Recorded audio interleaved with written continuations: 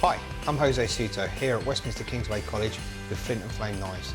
Today we're going to carve one of our smoked salmons that we make here at the college. And then what we're going to use is two knives to prepare this piece of fish.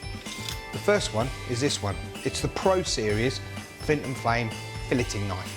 Good filleting knife is flexible, and you can see there's good flexibility on that knife to be able to work our way through the bones and when we're filleting fish.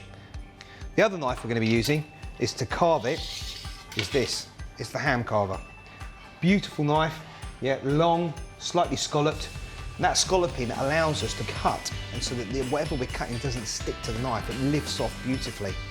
So the first thing we're going to do is we're going to clean this side of salmon. The cleaning of the whole side of salmon is to take the outer layer off the side of the salmon. Now that outer layer is very dry. It's where the salmon has dried and the smoke's adhered to the salmon. Take the tail off at the end, where the salmon is at its driest.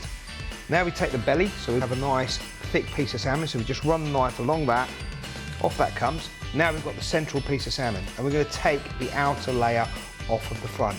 And that's just using the knife nice and flat and just cutting away the dry surface area. And this is where it shows if you've got a great sharp knife. So now we've cleaned the salmon, what we're going to do is we're going to use this ham carver to carve the salmon. I find the easiest ones, especially with a good knife like this, is to take long slices off. You keep the knife nice and flat and let it glide backwards and forwards across the fish as you're cutting. And then when you pick it up, it will be paper thin. That's how we want it. Absolutely paper thin. So there we go.